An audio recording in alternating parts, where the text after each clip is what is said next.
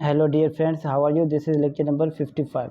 Lecture number 55 आज हम discuss करेंगे आर्टिकल 99। हमारा जो लेक्चर जो था 53 उसके अंदर हमने ये टोटल डिस्कस करने थे, मगर बाद में हमने जो लेक्चर स्टार्ट किया 54 उसके अंदर हमने ये डिस्कस करने थे, मगर वो जो है डिस्कनेक्ट हो गया था लेक्चर। इसकी वजह से हम आज आर्टिकल 99 से लेकर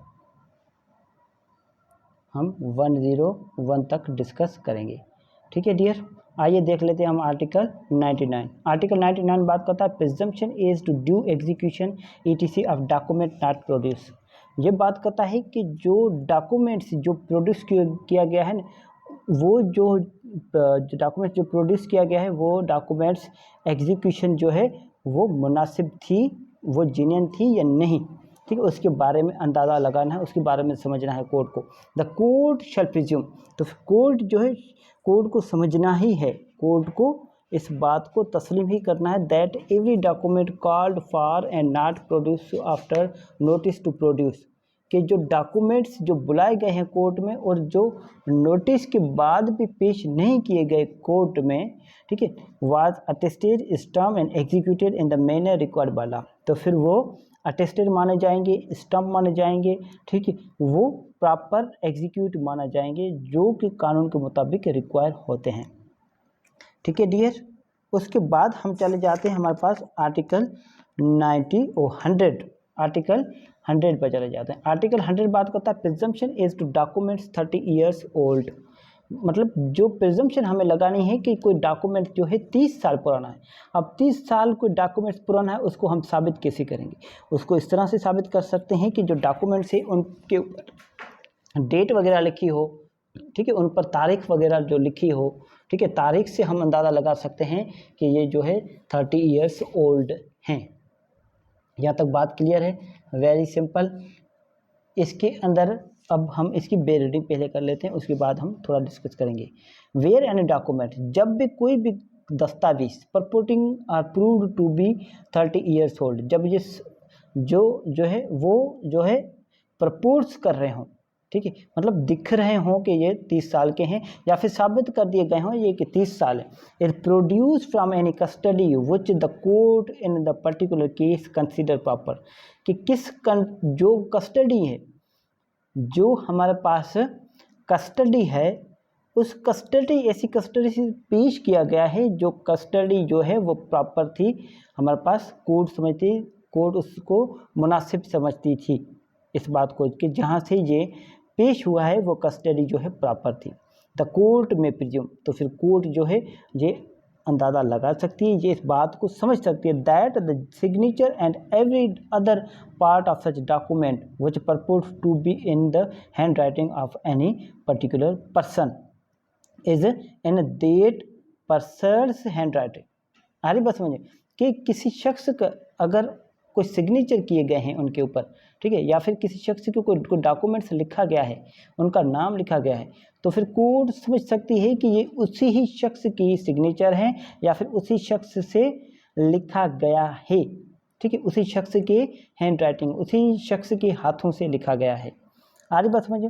and in the case of document executed और अटेस्टेड, या फिर कोई भी डॉक्यूमेंट एग्जीक्यूट किया गया है या फिर अटेस्ट किया गया है that it was duly executed, कि वो जो है ड्यूली मुनासिब तरीके से एग्जीक्यूट किया गया है या फिर उनको अटेस्ट किया गया by the persons by whom it purports to be executed and attested, कि जिस शख्स से वो अटेस्ट करना चाहिए था या फिर जिस शख्स से वो एग्जीक्यूट करना चाहिए था उसी शख्स से वो एग्जीक्यूट हुआ है।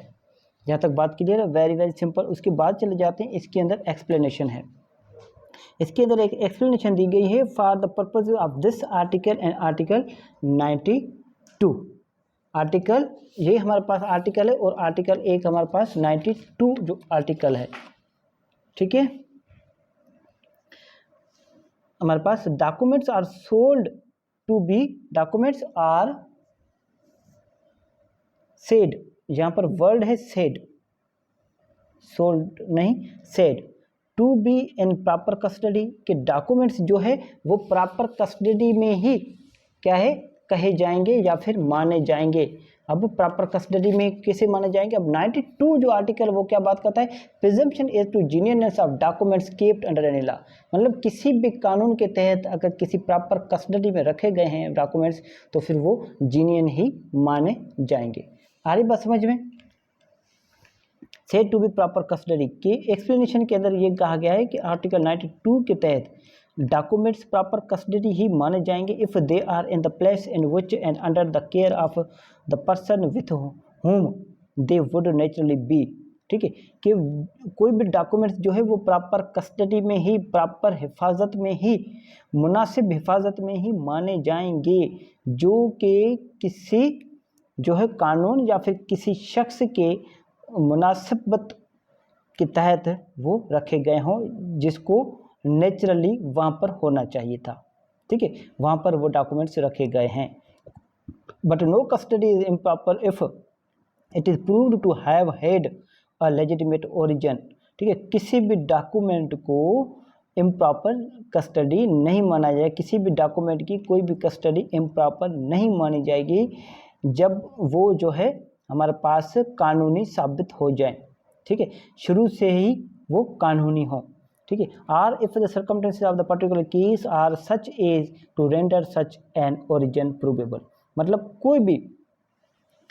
कोई भी कस्टडी जो है वो साबित कर दी जाए, ठीक है, हमारे पास कि इसकी जो शुरुआती है, जो काबिल मुमकिन है, ठीक है, जिसको साबित किया जा सकता है कि ये जो कस्टडी जो है वो प्रॉपर है, तो फिर वो उसको इम्प्रॉपर हम नहीं कह सकते।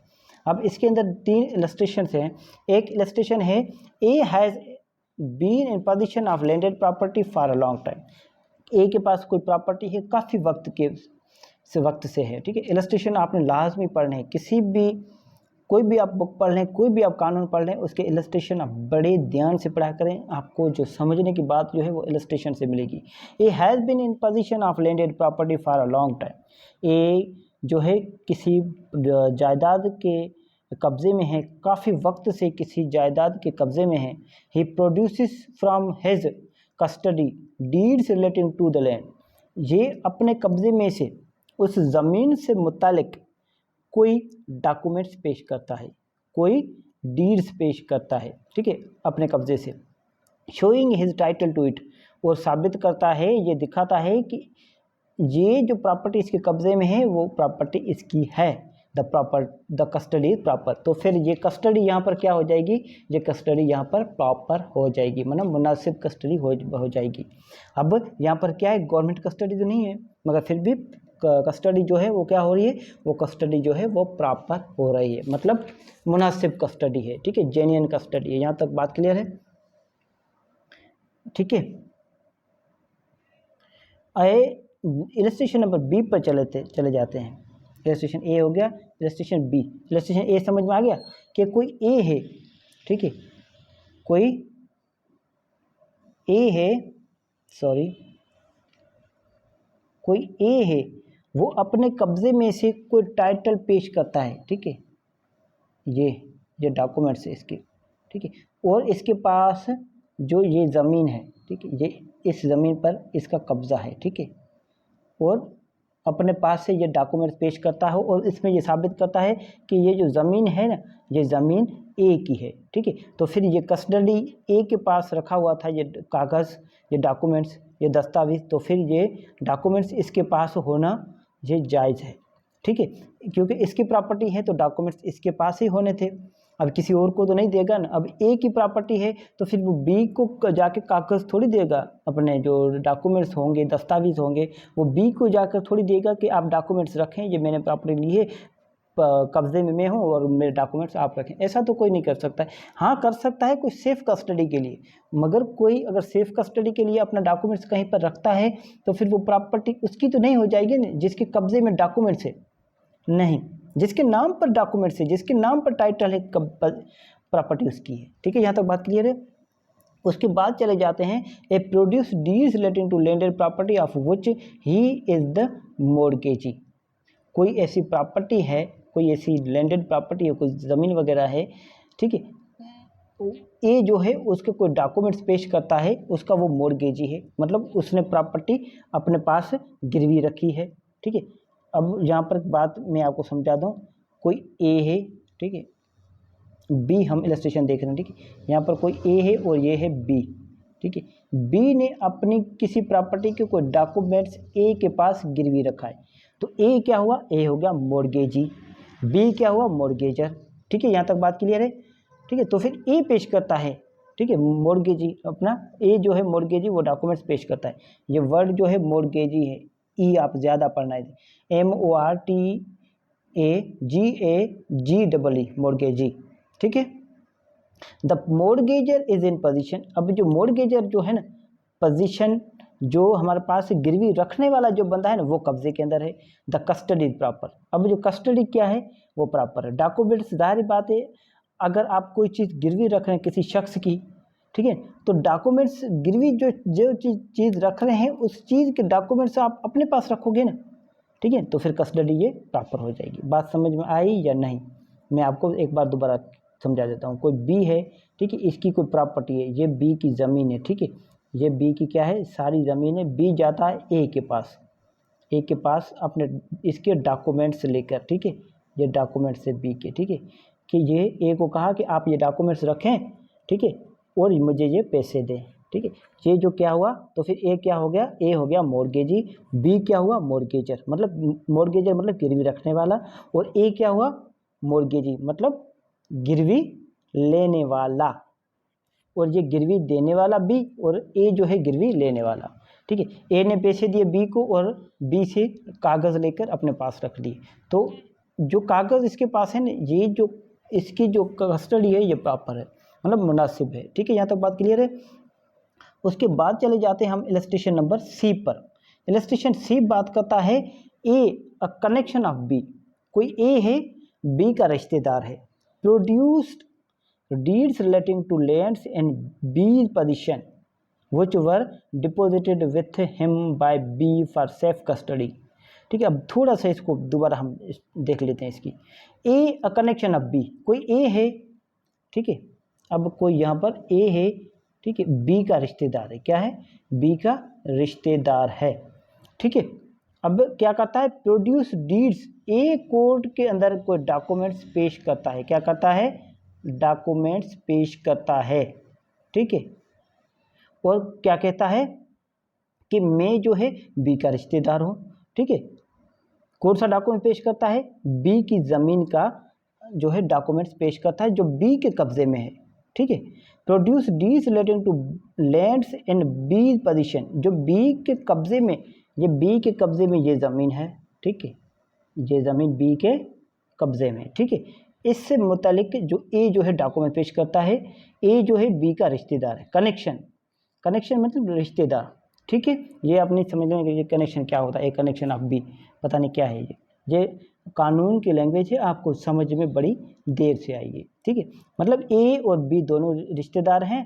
अब बी के जो कब्जे में जो ज़मीन है, जो बी की जो ज़मीन है, बी की जो पोजीशन में जो ज़मीन है, बी ने उस ज़मीन के कागजात ए के पास रखे थे, क्योंकि दोनों रिश्तेदार थे। क्यों रखे थे, which were deposited with him by B for safe custody, क्यों रखे थे बी ने रखे थे सेफ कस्टडी, महफूज हिफाजत के लिए रखे थे। ऐसा भी कभी कभी हो सकता है, देखो, beyond the control of the human body, beyond the control of the people, मतलब कोई ऐसी आफत आ जाती है, कोई फ्लूड्स आ जाता है, कोई ज़िलज़िला आ जाता है, कोई मर जाता है शख्स, कुछ भी हो जाता है, कहीं जा रहा है, अपना मुल्क छोड़कर कहीं और जाने जा रहा है, कहीं घूमने जा रहा है, कहीं भी जा रहा है, तो अपने सेफ, या फिर अपने घर में कोई झगड़ा हो गया है, या फिर उसको खुदशा है कि कोई आकर उसके डॉक्यूमेंट छीन जाएगा, किसी भी वजह से वो कहीं पर हिफाजत के तौर पर अगर कहीं पर रखता है तो फिर वो तो जुर्म नहीं है, वो कहीं भी रख सकता है, द कस्टडी प्रॉपर। तो फिर बी के जो डॉक्यूमेंट्स ए ने जो पेश किए हैं ना वो दुरुस्त हैं, बी ए रख सकता है, क्योंकि ए जो ए के पास बी ने रखे थे महफूज हिफाजत के लिए, ठीक है, इसमें कोई जो है हमारे पास शक शुबा नहीं। अब ए एक, मतलब इसका मतलब ये हुआ कि ए एक दस्तावेज पेश करता है जो कि बी की ज़मीन के हैं, मतलब जो कि बी की ज़मीन के हैं, जो ज़मीन बी के कब्ज़े में है, बस ये बात समझ लें आप, ठीक है। यहाँ तक बात क्लियर है। Very very simple. उसके बाद हम चले जाते हैं आर्टिकल नंबर 101। अब 101 जो आर्टिकल बात करता है, ये बात करता है सर्टिफाइड कॉपीज और डॉक्यूमेंट्स 30 ईयर ओल्ड। हमने 100 में पढ़ा, ठीक है, डॉक्यूमेंट्स 30 ईयर्स ओल्ड, उसको प्रिज्यूम किया जाए कि वो जीनियन है या नहीं है, ठीक है। तो फिर वो कोर्ट पर दिया गया है, कोर्ट को इख्तियार दिए गए हैं, कोर्ट की जो है डिस्क्रिशनरी पावर्स पर रखे गए कि कोर्ट उसको समझ सकती है, ठीक है। कोर्ट उसको चाहे तो प्रिज्यूम करे, चाहे तो प्रिज्यूम ना करे, जीनियन एक्यूरेट प्रिज्यूम करे या ना करे, ठीक है। अब उसी डॉक्यूमेंट्स की सर्टिफाइड कॉपीज जो 30 साल पुरानी हो, द प्रोविजंस ऑफ आर्टिकल 100 शल, जो डॉक्यूमेंट्स जो आर्टिकल 100 है वो अप्लाई होगा इसी डॉक्यूमेंट्स पर। To such copy of a document refer to in that article is certified in the manner provided in article 87। जो आर्टिकल 87 के अंदर जो तरीक़ा बताया गया है सर्टिफाइड कॉपीज़ का, ठीक है, तो फिर वो उसी 30 ओल्ड डॉक्यूमेंट्स के जो हैं सर्टिफाइड कॉपी मानी जाएगी। अब आर्टिकल 87 क्या बात करता है? आर्टिकल 87 बात करता है certified copies of public documents, मतलब जो भी पब्लिक डॉक्यूमेंट्स उनकी सर्टिफाइड कॉपीज हो तो फिर वो जेन्युइन मानी जाती है। इसी तरह and is not less than 30 years, मगर यहाँ पर है 30 ईयर्स ओल्ड, मतलब वो जो है सर्टिफाइड कॉपी जो है वो 30 साल से छोटी ना हो, मतलब 30 साल पुरानी ही हो वो सर्टिफाइड कॉपी। मतलब कोई एक ऐसा डॉक्यूमेंट्स है, फॉर एग्जांपल ये गवर्नमेंट का हमारे पास एक डॉक्यूमेंट्स है, फॉर एग्जांपल ये डॉक्यूमेंट्स है गवर्नमेंट का, ये 30 साल पुराना है, ठीक है, ये जेन्युइन है, ओरिजिनल है, ठीक है। अब इसी का एक सर्टिफाइड कॉपीज़ है, ये इसकी सर्टिफाइड, इसका सच्चा नकुल है, ठीक है। हम इधर यहाँ पर हमारे पाकिस्तान बोलते हैं इसका सच्चा नकुल, ठीक है। तो फिर ये इसका सच्चा नकुल है। अब इसमें देखना है कि ये डॉक्यूमेंट्स ये तो 30 साल पुराना है, मगर सर्टिफाइड कॉपी जो है वो भी 30 साल पुरानी है। मतलब आज चल रहा है हमारे पास 2022, ठीक है। तो ये सर्टिफाइड कॉपी कब की हो? ये सर्टिफाइड ट्रू कॉपी जो है इस डॉक्यूमेंट्स की कम से कम 1990 की हो, 1990 की हो, ठीक है। मतलब 1990 से लेकर आज तक ये हो गए 30 साल, मतलब 1990 की है तो फिर सर्टिफाइड ट्रू कॉपी के ज़िम्मे में ये आ जाएंगे। यहाँ तक बात क्लियर है। And such certified copies may be produced in proof of the contents of the documents, मतलब जो डॉक्यूमेंट्स हैं ना, जो सेक्शन आर्टिकल 100 के अंदर जो बताए गए हैं कि जो डॉक्यूमेंट्स हैं 30 ईयर्स ओल्ड हैं, उनके जो अंदर जो लिखा गया है उनके सबूत के तौर पर, उनके प्रूफ के तौर ये पेश किए जाएंगे। Or part of the documents of which purports to be a copy, या फिर उस डॉक्यूमेंट्स का पार्ट्स माना जाएगा, ठीक है, जो हम पेश कर रहे हैं, ठीक है। यहाँ तक बात क्लियर है। ये आज हमने क्लियर कर लिया हमारे पास चैप्टर नंबर 5, चैप्टर नंबर 5 हमने क्लियर कर लिया। अब हम चैप्टर नंबर जो है वो 6 डिस्कस करेंगे। चैप्टर नंबर 5 हमने कहाँ से स्टार्ट किया था?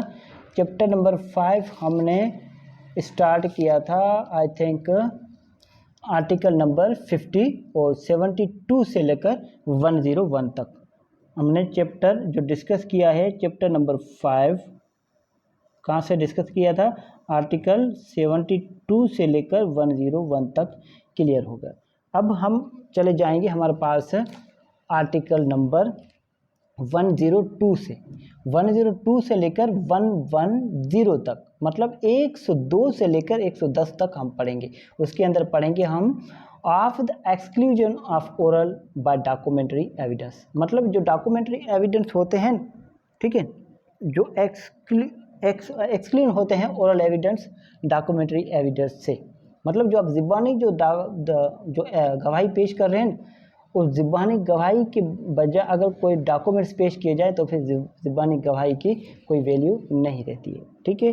डियर फ्रेंड्स, यहाँ तक बात क्लियर है? अगर यहाँ तक बात क्लियर है तो फिर मुझे अपने दुआओं में याद रखिएगा। Thank you so much, good bye.